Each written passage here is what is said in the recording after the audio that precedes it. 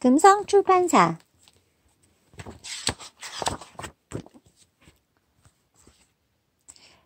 바닷가의 한 마을에 뱀보제독이라는 여관이 있었어요. 그곳에서는 이름을 알 수 없는 어떤 남자가 오래전부터 묵고 있었지요. 여관집 외아들인 짐은 그 사람을 선장이라고 불렀답니다. 선장은 어느 날 짐에게 부탁을 했어요. 외다리 뱃사람을 보거든 곧 알려다오. 언제 올지는 알 수 없으니 잘 살펴보고.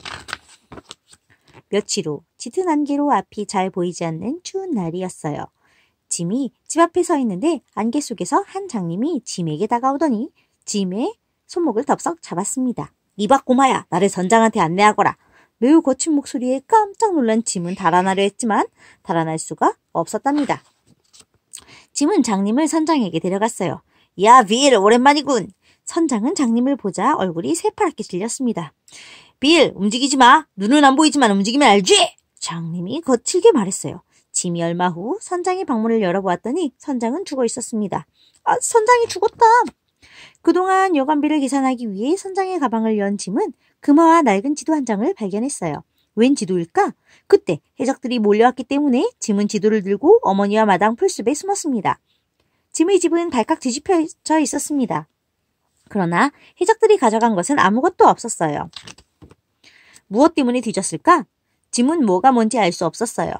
그렇지, 리브지 선생님한테 가서 물어봐야지. 의사인 리브지 선생님과 마침 그 자리에 있던 트릴로니 씨는 짐이 가지고 온 지도를 보더니 소리쳤습니다. 야, 이건 보물섬의 지도야. 해적들은 이 지도를 찾았던 거야. 당장 보물을 찾으러 떠납시다. 우선 배를 삽시다. 그리고 뱃사람도 많이 모아 보물섬으로 갑시다. 땅부자인 트릴로니 아저씨는 히스파니올라호라고 하는 커다란 배를 준비했습니다. 드디어 떠날 날이 되었습니다. 아, 저 사람은 짐은 요리사인 실버를 보고 깜짝 놀랐어요.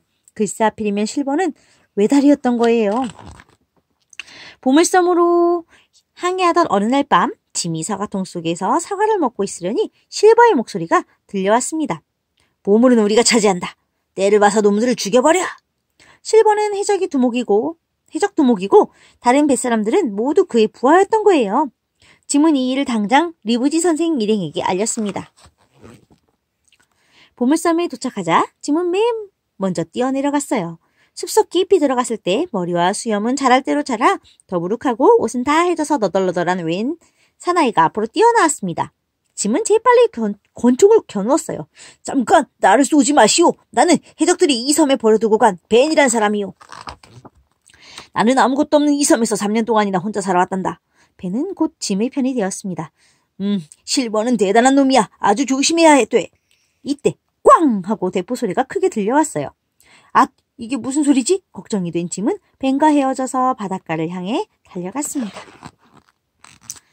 대포는 리브리지 선생 일행이 들어가 있는 통나무집을 향해 배에서 쏘는 것이었어요. 실버가 부하들을 데리고 공격해온 거예요.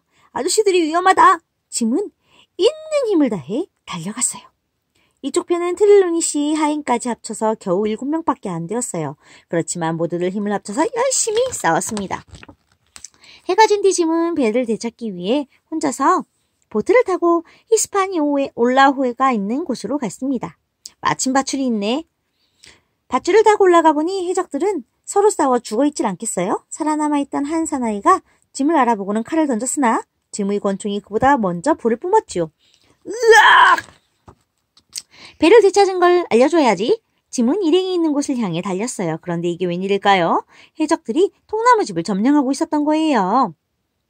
짐은 해적들에게 잡히고 말았어요. 지도를 곧 넘겨주지 않으면 짐을 죽이겠다. 실버는 리브지 선생을 협박해서 마침내 지도를 빼앗았습니다. 다음날 실버는 곧 부하들을 이끌고 보물을 찾으러 떠났습니다. 그런데 보물이 묻혀있던 곳에는 아무것도 나오지 않았어요.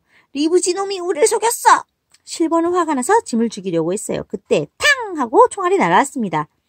리브지 선생과 일행이 해적들을 무찌르고 짐을 구해주었습니다.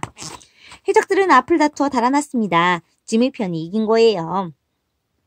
커다란 구덩이를 보며 선생님!